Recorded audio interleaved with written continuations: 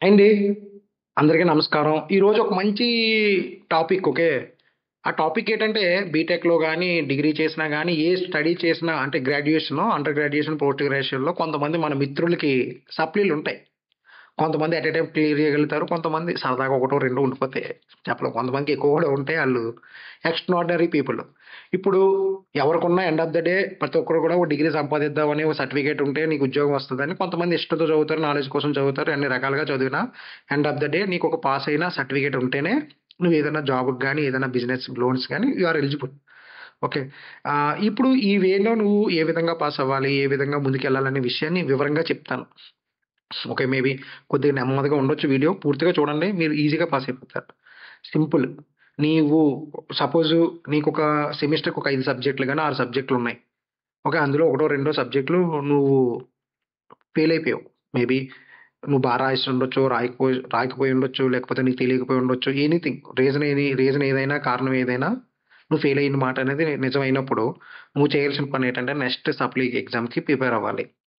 Okay. ఇప్పుడు present నీకెక్కువ time లేదనుకుందాం. ప్రెజెంట్ సెమిస్టర్ ఎగ్జామ్స్ మొదలవుతున్నాయి కాబట్టి 1 మంత్‌లో ఆ సెమిస్టర్ నువ్వు టార్గెట్ చేయాలనుకుంటే డిసైడ్ అవ్వు. ఒక 25 పాస్డ్ ఔట్ అయినా, ప్రీవియస్ పాస్డ్ ఔట్ అయినా, మీరు ఏ పనిలో ఉన్నా ముందు ఆ యొక్క సబ్జెక్ట్ క్లియర్ చేయడానికి టైమ్‌ని మీరు పెట్టుకోండి. ఓకే. సపోజ్ ఒక సబ్జెక్ట్ ఉంది. లేదా 4 సబ్జెక్టులున్నాయి. మీ సబ్జెక్ట్‌ని బట్టి మీరు టైమ్ గ్యాదర్ చేసుకోండి. ఇప్పుడు టెక్నిక్ ఏంటంటే ఫస్ట్ టెక్నిక్ నంబర్ 1 నీ సబ్జెక్ట్ యొక్క సిలబస్ పేపర్‌ని నీ దగ్గర పెట్టుకోవాల. ఆ సిలబస్ పేపర్ నువ్వు ప్రింట్ ఔట్ చేసుకుంటావా? లేకపోతే ఫోన్‌లో పెట్టుకుంటావా? లేకపోతే నువ్వు చదువుకునే రూమ్‌లో గోడకి అంటించుకుంటావా? అంటించుకో. ఓకే. ఆ సిలబస్ పేపర్ దగ్గర పెట్టుకొని ప్రతి యూనిట్ ఎన్ని యూనిట్లున్నాయి? 5 యూనిట్లయితే 5, 6 అయితే 6. ఓకే. ఆ యూనిట్స్‌ని దగ్గర పెట్టుకొని you can divide the sub concepts. Okay. అంటే నీకుండే కాన్సెప్ట్‌లని ఓకే. 6 యూనిట్స్ ఉన్నాయి. 6 యూనిట్స్‌లో మళ్ళీ సబ్ కాన్సెప్ట్‌లుంటాయి. ఆ కాన్సెప్ట్‌లని నువ్వు పేపర్ మీద రాసుకో. ఓకే. 1 ఫస్ట్ యూనిట్‌లో first topic, second, third, fourth, fifth maximum నీకు 10 ఆర్ 15 10 ఆర్ 15 కాన్సెప్ట్స్ ఉంటాయి. మొత్తం 6 యూనిట్స్ అనుకుంటే నీకు నాట్ మోర్ దెన్ 70 ఉండవు. 5 యూనిట్స్ అనుకుంటే నాట్ మోర్ దెన్ 60 ఉండవు. ఈ 60 క్వెషన్స్ నువ్వు ప్రిపేర్ అవ్వలేవా? నువ్వు ఇంటర్మీడియేట్ ఇన్ని క్వెషన్స్ రాసుంటావు. 2ఏ, 2బీ, 1ఏ, 1బీ, ఫిజిక్స్ 1, ఫిజిక్స్ 2, కెమిస్ట్రీ 1, కెమిస్ట్రీ 2 అక్కడ నీకు 12 యూనిట్స్ నుంచి 20 యూనిట్స్ వరకు ఉంటాయి. అటువంటి చేసి నువ్వు పాస్ అయినోడివి, ఈ చిన్న వేని నువ్వు పాస్ అవ్వలేవా? ఒక సిస్టమాటిక్‌గా చదువుకో. నీ ఫ్యాకల్టీతో మాట్లాడు. ఆ ఫ్యాకల్టీని కన్సర్న్ అవ్వు. చెప్తాడు. ఇగో అబ్బాయి నీకు ఎప్పుడు ఆ ఫ్యాకల్టీతో మాట్లాడే స్కోప్ లేకపోయినా మేబీ నువ్వు కాలేజీ నుంచి బయటకొచ్చేసినా ఏదో వాట్సాప్ నంబర్ తీసుకో మీ ఫ్రెండ్ ద్వారా. ఖచ్చితంగా నీ ఫ్యాకల్టీ 2 రోజుల్లో లేట్ అయినా రిప్లై ఇస్తాడు. అతన్నడుగు. లేదా నీ టాపర్ ఫ్రెండ్‌ని గాని, లేకపోతే ఆల్రెడీ సబ్జెక్ట్ క్లియర్ చేసుకున్న ఒక ఇద్దరు ముగ్గురిని కన్సర్న్ చెయి. ఓకే. ఈ యొక్క 5 యూనిట్స్‌లో లేదా ఈ 6 యూనిట్స్‌లో ఏ టాపిక్స్ ఈజీగా ఉంటాయి? లేదా నువ్వే అర్థం చేసుకో. ఓకే. తక్కువ కాన్సెప్ట్‌లున్నవి పిక్ చేసుకో. ఎందుకంటే నీ టార్గెట్ పాస్ మార్క్ అనుకోండి. సపోజ్ పాస్ మార్క్ 24 ఉండొచ్చు, 28 ఉండొచ్చు. నీ ఇంటర్నల్ మార్క్ బేస్ చేసుకొని. అట్‌లీస్ట్ 20 మార్క్స్ అంటే నువ్వు ఒక 56 మార్క్స్‌కి నువ్వు క్వెషన్ పేపర్ రాయగలగాలి. నీకొక హాఫ్ ఆఫ్ ద మార్క్స్ వచ్చినా నువ్వు పాస్ అయిపోతావు. ఓకే. ముందు ఒక 2 యూనిట్లు చదువు. ఓ వారం కష్టపడు. మూడో యూనిట్ కూడా చదువుకో. ఒక 4 యూనిట్లు నీ జోబులో ఏసుకో. అందులో ఏ క్వెషన్ వచ్చినా నువ్వు రాయగలగాలి. ఓకే. అదే విధంగా మిగిలిన ఓకే. ఫిఫ్త్ 5 యూనిట్స్ అనుకుంటే లాస్ట్ యూనిట్ ఉంటది. 6 యూనిట్స్ అనుకుంటే ఇంకో 2 యూనిట్స్ ఉంటాయి. ఆటిల్లో కూడా బేసిక్ నాలెడ్జ్ అనేది సంపాదించు. ఓకే. వాటిలో అదేముంటది, ఏముంటది ఒక 1 డే, 2 డేస్ పెట్టుకున్నావంటే నీకు తెలుస్తది. అప్పుడు క్వెషన్ పేపర్ ఎళ్ళగానే నీకు తెలిసిన 4 యూనిట్స్ ఆన్సర్‌లో 100% రాస్తావు. మిగిలిన 2 యూనిట్స్‌లో కూడా నువ్వు చాయిస్ కింద రాసుకుంటావు. ఈజీగా పాస్ అయిపోవచ్చు. ఓకేనా. నువ్వు చిన్న చిన్న చిట్టీలు పెట్టి, మైక్రో జెరాక్స్‌లు పెట్టి అది నీ ఒపీనియన్ ఓకే. అవి పెట్టడం వల్ల నీకు ఎక్కువ టెన్షన్ పడతావు. ఎందుకంటే నువ్వు వెతుక్కోవడానికి కూడా నీకు అవ్వదు. ఎందుకంటే నీ కాన్సెప్ట్‌లు ఏంటో నీకు తెలీదు. ఆ స్పెక్ట్రమో, ఆ గైడో, ఆ మైక్రో జెరాక్స్ చిన్న చిన్న అక్షరాలుంటాయి. నీకేం తెలుస్తది? ముందు నీ సిలబస్ పేపర్‌ని బాగా అర్థం చేసుకొని, 6 యూనిట్‌లో కాన్సెప్ట్‌లేటి, వాటి నేమింగ్స్ ఏటి అనేది నీకు అర్థమైందనుకో, ఈజీగా చదువుకోవడం మొదలు పెడతావు. ఒక మాక్సిమం ఒక 60 కాన్సెప్ట్‌లుంటాయి. ఆ 60 కాన్సెప్ట్‌లో జస్ట్ కాన్సెప్ట్ అంటే ఏటుంటది?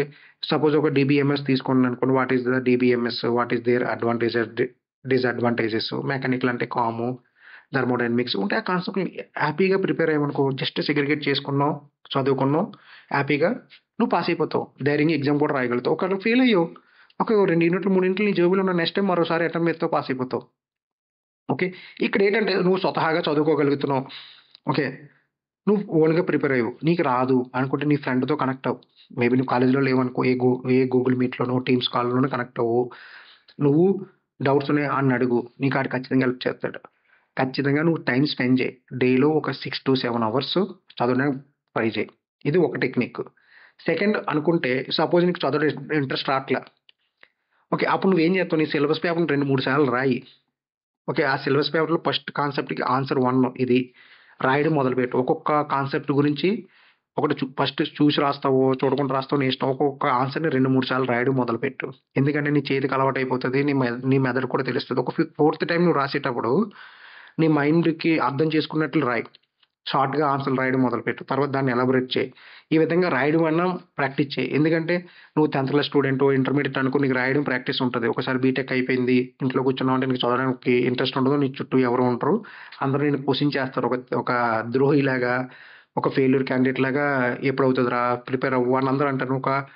ఒక వేలో ఉంటావు. ఓకే. దాన్ని నువ్వు రాయడం మొదలుపెట్టావనుకో ఎక్కువ టైం కూర్చోగలుగుతావు. నువ్వు పుస్తకం ముందు ఎక్కువ అవర్స్ కూర్చున్నావంటే నీకు పాస్ అయ్యే అవకాశాలు ఎక్కువుంటాయి.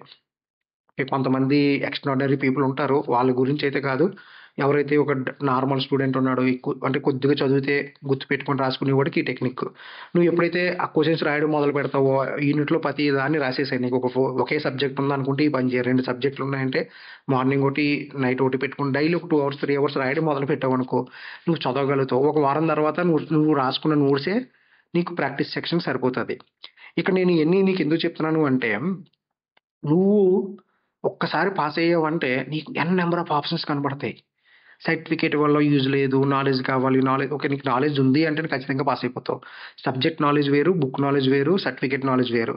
ఓకే. ఈ యొక్క ఇండియాలో అంటే మన దేశ కంట్రీ పర్పస్‌ని పెట్టుకొని నీకు ఎక్కువ ఆప్షన్స్ అనేవి గ్రాడ్యుయేట్ ఉంటారు. నువ్వే ఒక కంపెనీ పెట్టు. ఒక గ్రాడ్యుయేట్ ఉంటాడు. ఒక నాట్ లైక్ గ్రాడ్యుయేషన్ సర్టిఫికేట్స్ లేనివాడు ఉంటాడు. ఆడు టూ మచ్ స్కిల్ ఉంటే నువ్వు తీసుకుంటావు. నువ్వు అడుగుతావు కదా ముందు. నువ్వేం పాస్ అయ్యావమ్మా? ఎక్కడి నుంచి వచ్చావు? ఏంటి నీ సర్టిఫికేట్స్ అని. అందుకే నువ్వు పాస్ అవ్వడం అనేది చాలా సింపుల్. ఓకే. ఫైనల్‌గా కంక్లూజన్ ఆఫ్ దిస్ వీడియో ఏంటంటే సిలబస్ పేపర్ దగ్గరగా పెట్టుకో. అందులో తీసుకో నీ పాస్ మార్క్స్‌కో 54కో, 60 మార్క్స్‌కో ఒక 4-5 యూనిట్స్ ఉంటే ఒక 4 యూనిట్స్ మినిమమ్ 4 యూనిట్స్ నువ్వు ప్రిపేర్ అవ్వు. దానికి సంబంధించిన బుక్స్ గానీ, రిఫరెన్స్ బుక్స్ కానీ, లింక్స్ గానీ, డాక్యుమెంట్స్ గానీ, నోట్స్ కానీ ఏవన్నా ఉంటే మాత్రం ఆఫ్‌లైన్ అంటే టచబుల్‌గా పెట్టుకో. అంటే ప్రింటౌట్లు తీసుకొని చదువుతుంటే నీకు తెలుస్తది. ల్యాప్‌టాప్‌లో పీడీఎఫ్‌లు, ఫోన్‌లో పీడీఎఫ్‌లు అంటే నువ్వు చిన్నప్పటి నుంచి ఆ వేలో చదువుకోలేదు కాబట్టి ఖచ్చితంగా నీకు పేపర్ డైరెక్ట్‌గా చూస్తే నీకేనో బుక్ అంటే బుక్ రీడింగు ఉండడం వల్ల నీకు త్వరగా గుర్తుంటది.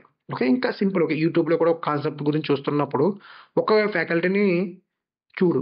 అప్పుడేంటంటే నీకు ఒక రిథమ్‌గా నీకు సబ్జెక్ట్ అనేది గుర్తుంటది. ఇంకొక ఇంపార్టెంట్ ఎక్కడైనా డౌట్ ఉందనుకో వేరే యూట్యూబ్‌లో వీడియోస్ కూడా చూడు. సింపుల్. కాన్సెప్ట్‌లు దగ్గర పెట్టుకోవడం, వాటిని నీట్‌గా చదువుకోవడం, ఎగ్జామ్‌లోకి వెళ్లి ప్రెజెంట్ చేయడం. కాన్సెప్ట్‌లో ఎటువంటి క్వెషన్స్ వస్తాయో నువ్వు గెస్ చేయగలగాలి. ఎలా గెస్ చేస్తావంటే ప్రీవియస్ క్వెషన్ పేపర్‌ని జస్ట్ అబ్జర్వ్ చేయడానికి తెలిసిపోతది.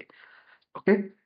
ఇంకేమైనా క్వెషన్స్ కానీ, డౌట్స్ గానీ ఏమైనా ఉంటే మా నంబర్ ఇస్తాను. వాట్సాప్‌లో మెసేజ్ చేయండి. ఓకే. మీరందరూ కూడా గ్రాడ్యుయేట్‌లు అవ్వండి. మంచిగా ఉద్యోగాలు చేసుకోండి, వ్యాపారాలు చేసుకోండి.